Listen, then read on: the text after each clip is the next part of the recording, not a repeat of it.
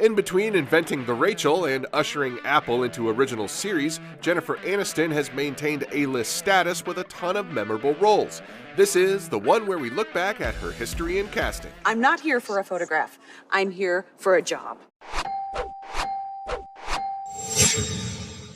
Aniston began her career in television in the early 90s, co-starring in little-known comedies such as Molly, Muddling Through, and the Ferris Bueller series when she was asked to audition for Saturday Night Live. The actress met with Lorne Michaels but passed and instead chased a role in a pilot called 6 of 1.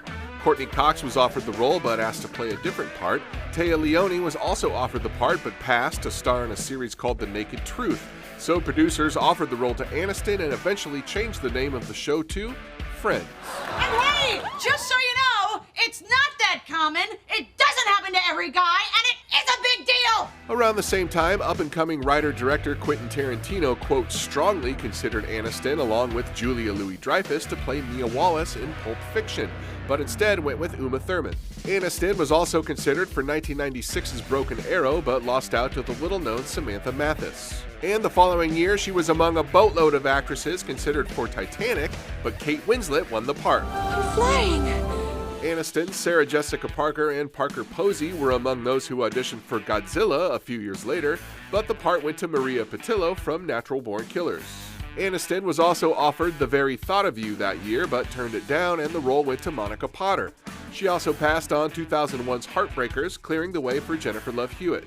Do you even care at all who I am? In the early aughts, Aniston was considered for Charlie's Angels and Chicago, but lost the roles to Cameron Diaz and Renee Zellweger, respectively. On 2004's I Heart Huckabees, Gwyneth Paltrow was originally attached but dropped out due to her father's death. Nicole Kidman stepped in but then had to back out to shoot The Stepford Wives.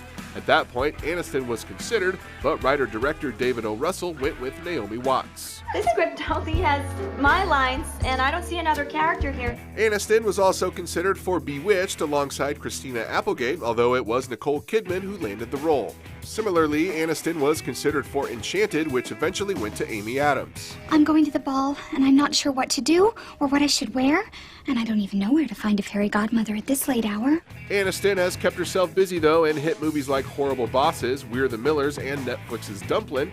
And speaking of streamers, Aniston just earned a Golden Globe nomination for The Morning Show, the marquee series on the new Apple TV platform. And frankly, I've let you bozos handle this long enough.